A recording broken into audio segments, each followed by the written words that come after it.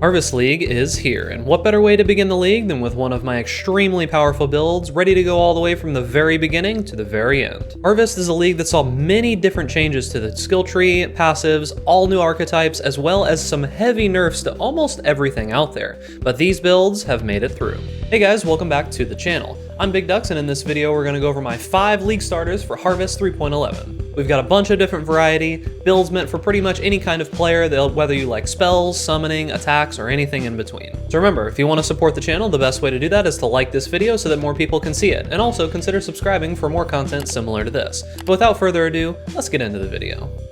So, we've got 5 builds to go through. 2 of them are tried and tested. I've got full build guides for them. Those are Contagion as well as my Bow Gladiator. Now beyond that, we have a new Slam Berserker that I've made. Now this is kind of just a test build. It should perform pretty well, but no promises at this point. That's the one that I'm going to be playing, so you can look forward to a build guide for that one coming soon. Well, if it does well, that is, which I think it'll be fine. Beyond that, we also have a Summon Raging Spirits Necromancer. It's going to give you a little bit more of an active playstyle summoner than what you might be used to. And last but not least, we have a Poison Blade Vortex Assassin that can push upwards of 11 million DPS on single target. So before we actually get into the builds themselves, I want to remind you guys, download Path of Building. This is the major way that you're going to be able to use most of the information in this build guide. But go download Path of Building. I've got the link in the description. Also, update to the community fork. It's got a bunch of extra features that the original one does not have. The instructions on how to do that are down below as well. Also remember that there are timestamps below this video to each of the individual sections in the guide so that you don't have to jump around and try to click and see where you're supposed to be going.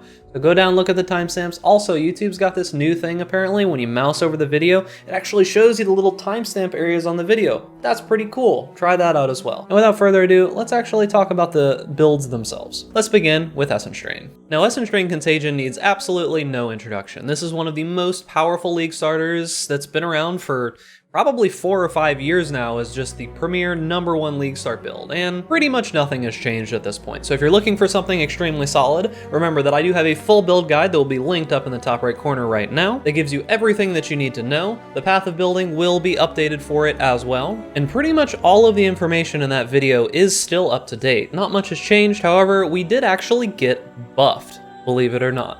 So let's get into it. So the Contagion Trickster is going to be one of the more powerful builds in Path of Exile's history, I feel, when it comes to league start.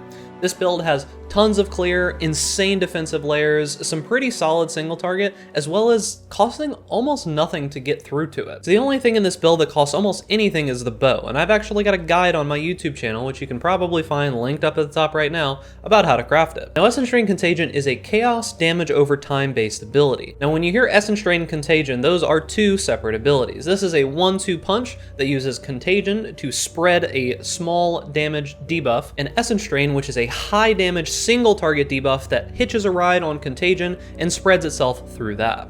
So this build has probably some of the best clear that you're ever going to find in the game, bar none. So remember, my Path of Buildings have full information for everything that you need. So down here in the bottom, we're going to be looking at the initial tree. So this first tree is mainly going to be focused on just gathering damage, some life nodes here, as well as some life, utility nodes, some resistance and chaos damage over multiplier here, some stats, and some life. As we move on to the next section, we're going to be grabbing the acrobatics and phase acrobatics node. This is the powerhouse of dodge that this build relies on. You'll also see that we get some resist nodes here, and we start moving up into more damage and more life. The next step that we take is going to be through the damage up here in the top right. This is some chaos damage over time, and this is when we're going to begin getting most of the defensive layers of the build. We're going to move over to the middle of the tree where we grab Wicked Ward. This is going to allow our energy shield to recharge more easily, and we're going to be heading over towards Mind Over Matter. This allows us to take some of the damage as our mana instead of our life. The next thing that we're going to do is we're going to grab this Mind Over Matter node. We're also going to be grabbing the Eldritch Battery node up here. This allows us to protect our mana with our energy shield, allowing us to once again use our Mind Over Matter to protect our energy shield, and we can also cast off of that. This makes a cool combination of mechanics that I'll talk about here in a moment. The other thing that we're able to do, and this is the major buff to the build, is that Wind Dancer is now on the tree. You don't need the Deshret Keystone anymore to be able to get this. Wind Dancer just causes us to take less damage if we haven't been hit recently. This build has upwards of 75% dodge and 65% spell dodge. It doesn't get hit very often. So this makes you take 20% less damage when you do eventually get hit. And after you do get hit, it actually increases your evasion rating, causing you to get hit less likely afterwards. This is an awesome node. It was something that the build did use before, but now it's right here and we can just grab it. You don't even have to worry about it. Other than that, when we finish in the full section of the build, you're going to see that we fill in this one cluster jewel. There's a couple other small nodes that we take, and honestly, that's about it. There's not really much else to say. We grab some more life, some more jewels over here. So now talking about the ascendancy points for Essence Drain and Contagion, the first point that you're going to grab is going to be Patient Reaper. This is going to be the main recovery aspect of the build. Every time you kill something, you get a bunch of life, a bunch of energy shield, and a bunch of mana back. It also increases the recovery rate of those things. This also gives us a little bit of damage over time. It's everything you want in a node. The second node that you're going to get is Prolonged Pain. This is going to give us a ton of damage over time multiplier, as well as some skill effect duration. Just a bunch of damage built into this ability. The next two I'm going to talk about at one time because they work with each other. Ghost Dance as well as Escape Artist give us a way that we can use Ghost Shrouds, a new mechanic specific to the Trickster, that allows us to scale our energy shield off of our evasion rating. So what this does is it causes us to be able to evade more often, take reduced damage, and regain a portion of our energy shield off of our evasion rating. It also gives us a little bit of move speed. Now Escape Artist causes our helmet and our body armor to give us some of that energy shield and evasion scaling, as well as making us immune to stuns while we have Ghost Shroud. It also gives us some dodge, and these two nodes work very well with each other. So this gives us our overall scaling that allows us to just have insane defensive layers. So quickly going over the abilities that we use in this build, we've got Essence Drain. Essence Drain is the main ability that we've got. We scale it with damage over time, chaos damage, as well as Empower, which gives us plus to the level of the actual skill gem itself. This works in combination with our bow that gives plus 2 to level of socketed support gems, as well as plus to level of socketed gems. This causes our Empower to get all the way up to level 7, giving us plus 6 to level of supported active gems, causing our Essence Drain to get all the way up almost to 30. Beyond that, we use a few auras. We have Discipline to give us more energy shield, Malevolence to give us more damage over time, and we link those with Enlighten to cause us to reserve a little bit less of our mana. We also have Flame Dash for movement. Wither is a spell that causes enemies to take more chaos damage, and linking it with Spell Totem, multiple totems, and increased duration causes us to be able to hit the Wither cap of 15. Beyond that, the second stage of our ability is Contagion.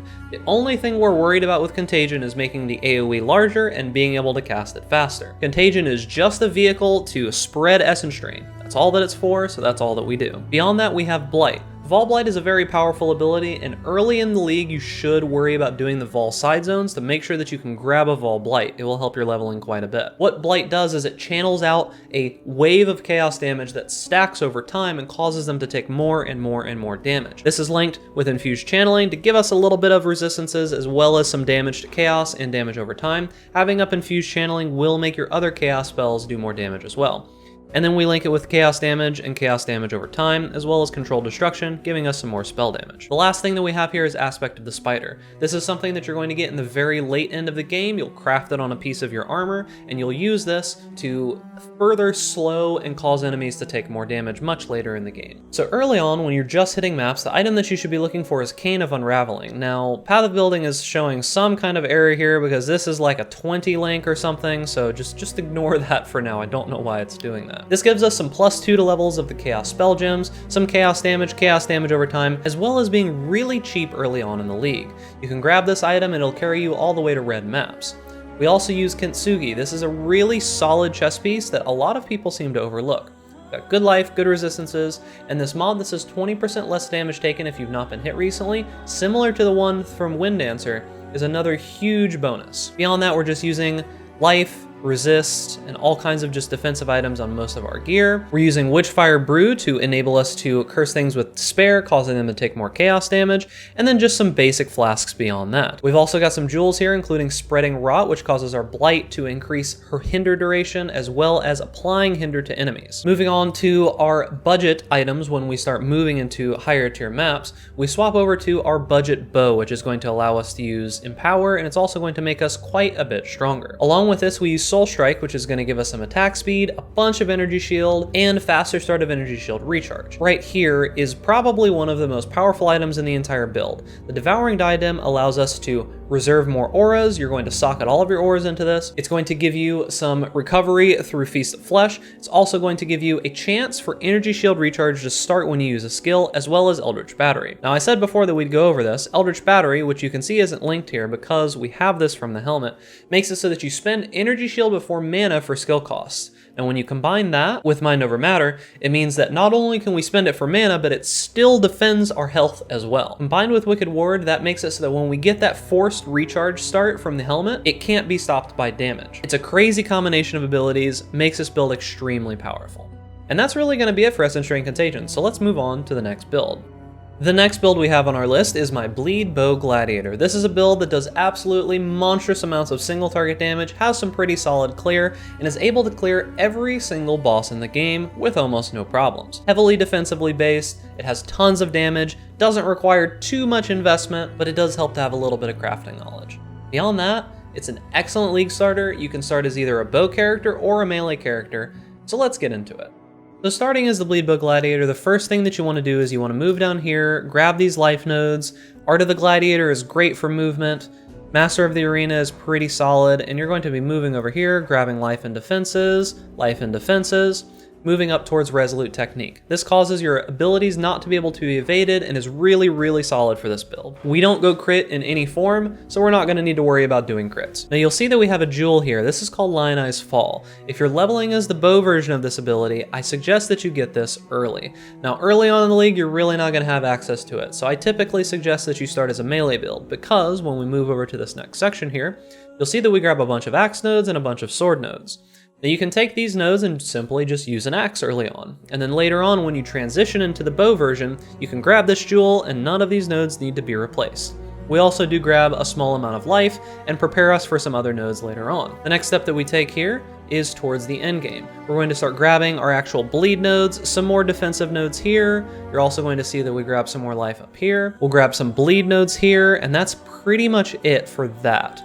This is the point where we start scaling into an actual bleed-based build. Before that, you want to just focus on doing physical damage. Now the next step that you're going to see here is when we're moving towards the end game. We heavily make use of cluster jewels, so make sure that you don't start transitioning into bleed until you're ready to start grabbing some of these cluster jewels. These aren't particularly needed early on. You can just grab this life up here first and then transition into these as they become available. Now these nodes up here are mainly just focused on getting us some resistances, some damage, as well as damage over time multiplier and damage over time multiplier for bleeding. We also do get some life leech here and some increased maximum health here.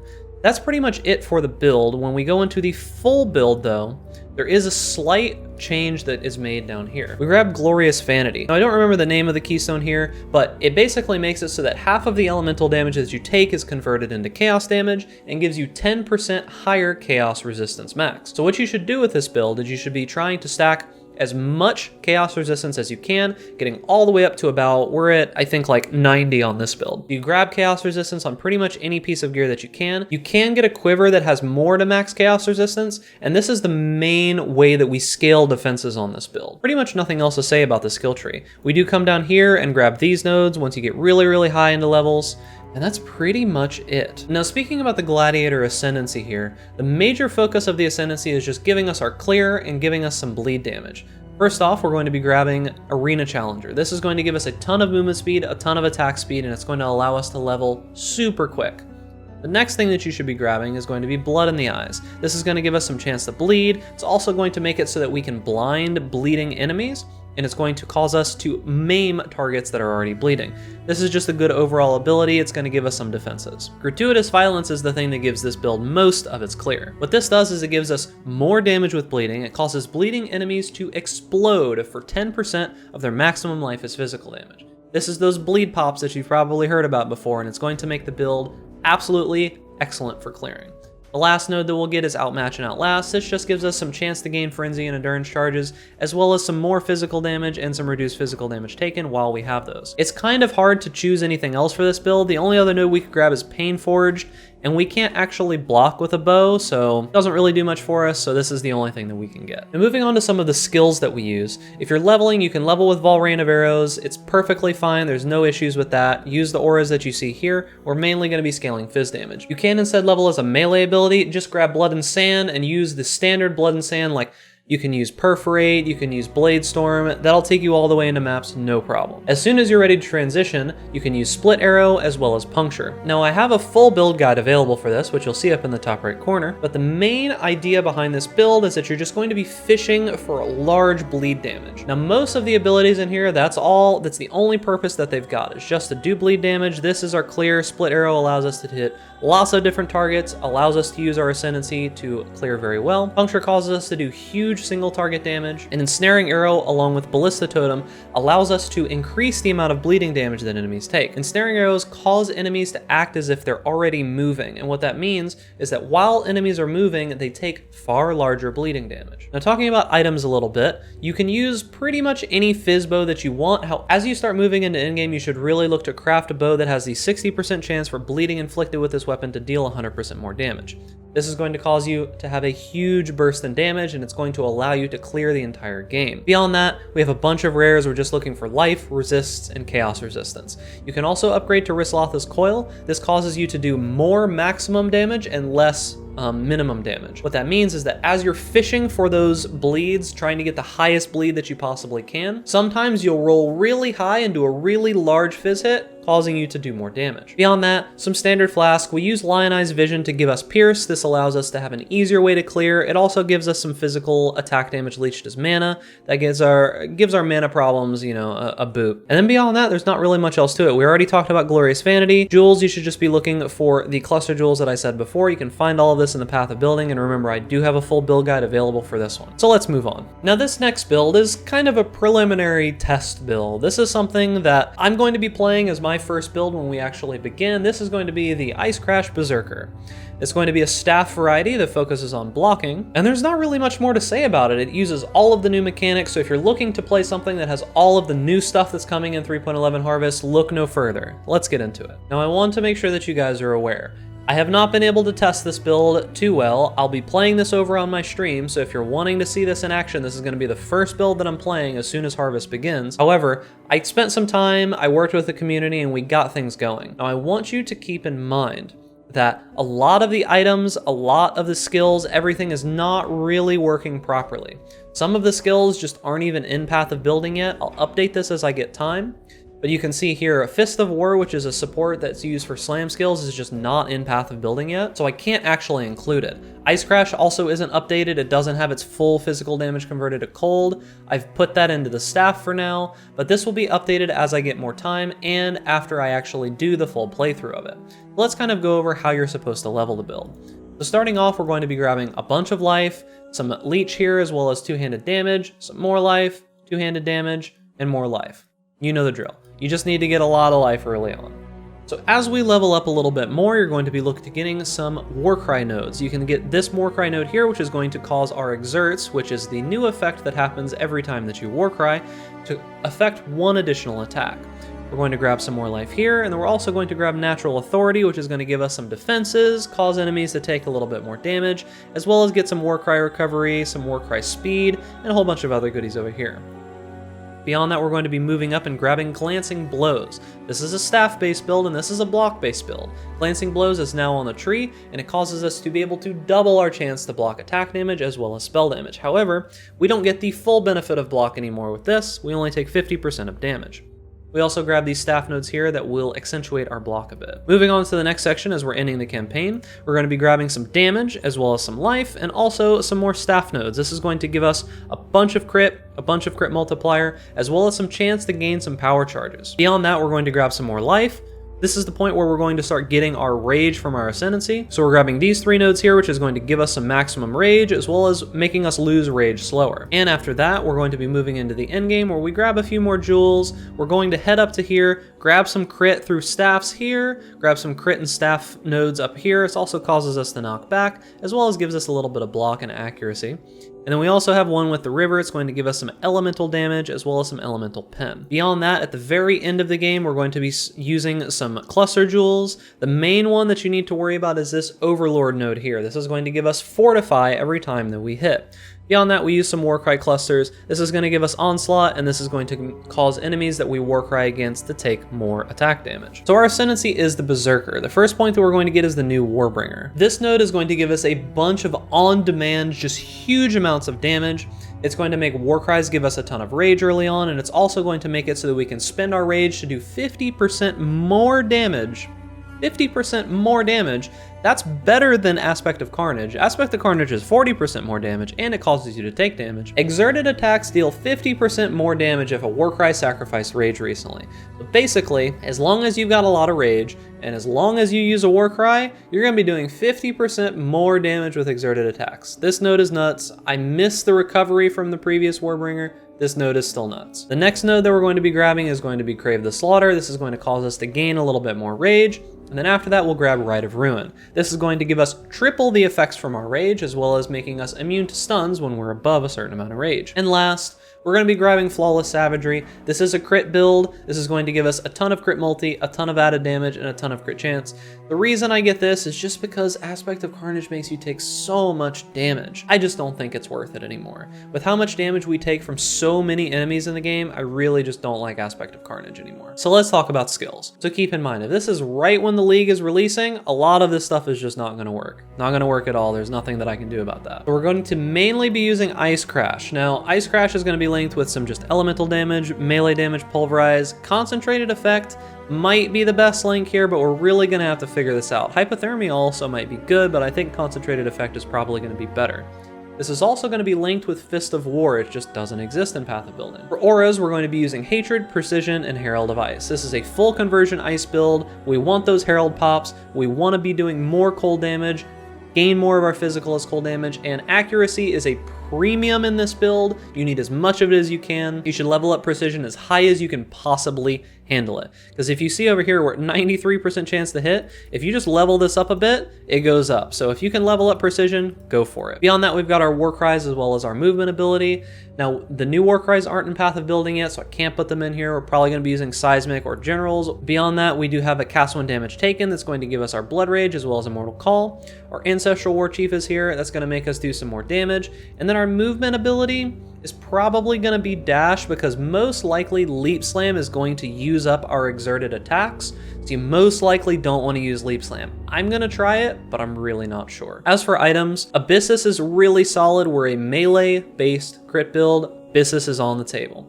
The Pandemonious is going to be a little expensive, but this is a huge defensive layer. It's a huge amount of damage. If you can get this, use it. If not, just use a random rare amulet. The rest of this gear is just life, defenses, and resist. That's it. The staff is going to be a Redeemer staff, because that's going to give us options when it comes to cold damage. Beyond that, ignore the 50% of physical damage converted. That's just because the new Ice Crash isn't updated. We're using a bunch of just crit, life, two-handed damage jewels, nothing special. Lion's Roar is going to give us a bunch of more melee damage. Ace of Hate is further going to accentuate our gain of physical as cold and give us some defenses as well here. And that's pretty much it. This build is just a test build. Keep that in mind. We don't really know how this is going to work too well. It'll probably be fine, but come check out my Twitch stream if you want to see this one in action. And let's move on to the next one. So now the next build is Summon Raging Spirits. This is going to be a build that gives us a little bit more of an active playstyle when it comes to minions. I'm honestly not really a huge fan of just sit there and cast some different supportive abilities and let your minions go to town and you don't do anything. I prefer a minion build where you actually like cast and you have to continue casting to get your minions to do damage, and Summon Raging Spirits, perfect for that. So let's get into it. So this is an aura-based build, keep that in mind. When we're starting out, you're mainly just going to be grabbing some defensive nodes, some minion damage nodes, and some minion damage nodes over here. Really, there's not much to it. Early in the game, the Summon Raging Spirits build is going to be pretty powerful. We're just trying to get defenses, we're just trying to get some damage nodes for minions. As we level up a little bit, things are going to change, however. We're going to be finishing out all of the minion damage that we're pretty much going to get in the game. This is some duration nodes over here, going to give us a bunch of minion damage over here and a little bit more life. From this point on, we're basically going full auras. As we move up, we're going to be getting reduced mana reservation, aura effectiveness. We're going to be coming over here, getting reduced mana reservation and aura effectiveness, reduced mana reservation and aura effectiveness, so on and so forth, and some more defenses. That's most of what we're getting here. As we hit the end game, we're going to be moving our build around a little bit. We're no longer going to be getting these nodes, and we're going to be cutting across here, giving us some more energy shield. And the very last thing that we're going to do is grab these cluster jewels here. This just gives us some defenses. It causes our auras to be a little bit more powerful and gives our minions a little bit more defenses as well. You can just use these as the very last abilities that you put in. They're not as important as everything else. Now, talking about Ascendancy, the very first point is kind of up to what you ever want to do. There's two choices. You can either go Mistress of Sacrifice, and the reason that you go this is because of the minion duration, skill effect duration, and offerings effect you. That's going to allow you to move quicker. It's going to make your Summon Raging Spirits last a lot longer. I made the mistake of not getting this when I was testing it out. Should have done it. Alternatively, you can get Commander of Darkness if you're playing on hardcore or something, where you really are suffering from resists. I don't recommend this, but it is an option. After you get Mistress of Sacrifice, you can come down here and grab Mindless Aggression. This is going to give you some movement speed, some damage, and then Unnatural Strength is an extremely powerful node. You should get this third, followed by Commander of Darkness. This is just going to make your minions do a ton more damage. Now, talking about those skills, while you're leveling, the main thing that you're going to be focusing on is just getting your Summon Raging Spirits, getting some zombies going, and making sure that you use them in this order. There's going to be this midpoint while you're leveling where they kind of fall off a little bit, and it is going to be a tiny bit rough, but there's not really a ton that you can do about it. As soon as you get Unleash and you get Multi-Strike, it's going to be back to smooth sailing. So if it does suck a little bit, just know that there's good things on the horizon. Beyond that, we're just going to try to use a couple different auras early in the game. Our movement skill, Flame Dash and Smoke Mine, is awesome for moving around. And when you make it into endgame, the major way that we're going to be scaling this is through Empower, elemental damage to attacks, and a bunch of gained damage of physical. This is an aura build. We're going to be using all of these auras as well as even more auras. So we've got Hatred, we've got Vol Haste. You can pop the Vol Haste whenever you want, but it's mainly for the normal haste. Precision, Anger, Dread Banner. Dread Banner is the very last thing that you can get here. You can see in the notes, I've got the list of the auras in what order that you should use them. Other than that, Purity of Elements is going to be giving us a ton of resist. I want you guys to watch this. See how we're like 30 over? When I disable Purity of Elements, look at how much we lose from resists. This is seriously giving us like 70 all resist right now. It's nuts. Use it. Just use it. Then we've got Clarity, and we've got Discipline. Gives us some energy shield, gives us some mana regen. This build does use Spectres. You should be getting 2 Spectres. They're actually in here. You can see them if you go over to Spectres. We've got Carnage Chieftains and Host Chieftains. This provides our minions power charges and frenzy charges. We also have our movement ability in here, as well as our offering. Flesh Offering is going to make us move faster because we have Mistress of Sacrifice. It's also going to make our minions move and attack faster. Just the best offering for us right now. Other than that, this is mainly an elemental damage build, and the way that we're going to get more elemental damage is through Arc. Now what we're going to be doing is that we're going to be grabbing Elemental Equilibrium, and our minions are doing mainly cold and fire damage. So if we use Arc, it's going to cause enemies to have minus 50% to those resistances. This is also going to be our method of Curse on Hit, meaning we're going to be putting Elemental Weakness on the enemy, and we also slotted Desecrate in here just to make it easier to use our offering. As for our items, let's begin with the budget level items. We can start with Femur of the Saints. This is a solid item. It's really easy to get early on. Victario's Influence is generally not too expensive very early in the game. You can grab this and then just use a bunch of defensive items. It doesn't really matter that much. You're just looking for life, stats, resists, and chaos resist. As we move into the more expensive items, you can grab Grip of the Council. Just get this as soon as you can. I don't know how expensive it's going to be. Just grab it. It causes you to do a ton more damage, and it's got some good stats on it. The expensive weapon is going to be a little bit hard to get here. You're going to need to get a +1 level mace, and then you're going to try to be getting Fortify on it. This is an Elder item. It's a little bit tough to get, and then you just multi-mod craft it to get the rest of the modifiers on it. You can also craft your Aspect of the Avian on here once you have room for it. Also, you should be looking to get reduced mana reserve on your helmet, as well as your amulet to give you some freedom when it comes to your skills. So you can see here, I've got 18% mana unreserved with all of these items, and I mean, I have a ton of auras going. We've got 1, 2, 3, 4, 5, 6, 7, 8. 8 auras going right now. 9 auras going, sorry. We have 9 auras going right now, and we've still got a good 18% mana left, giving us plenty of mana to be able to cast our abilities. And that's pretty much it for this. This is going to be a solid minion build. It's going to take some investment to get really up there, but this build is doing, let's see here. When we look at our Summon Raging Spirits, this build with in-game items is doing 318,000 times 20. You can have 20 of these minions up at a time, so that's doing a cool 6 million DPS. With the not so expensive items, we're doing 4 million DPS. Awesome amounts of damage, good defenses. We've got almost 5,000 life. We've got 4,000 energy shield almost. Tons of effective health pool, good chaos resistance, good normal resistances. Awesome build. And let's move on to the next build. Now this final build is going to be a mainly single target build that does have some pretty solid clear as well, but if you're looking for a poison build that's going to be able to do most of the game with no issues whatsoever and actually have a decent amount of life, surprise, surprise, we have the Poison Blade Vortex Assassin. This is going to be doing close to 11.5 million DPS on single target. And then it's got some items that you can use to cause your clear to be pretty awesome. So let's get into it. So now the Poison Blade Vortex character actually starts as an elemental character. And when you're beginning the game, the main thing that you should focus on is getting physical and chaos damage, life, this damage node up here, this just gives you some raw damage, some more life, some defenses, and you should be going over here to get phase acrobatics and acrobatics. Yes, it's another dodge build, but dodge is just too strong on this side of the tree. There's not really much else that you can do. As we level up a little bit, the main thing that we're looking for is this increased skill effect duration over here. When you start out the game, you can start as Ethereal Knives and then transition into Blade Vortex, or you can just go for Blade Vortex immediately. I did it. I thought it was perfectly fine. I had no issues.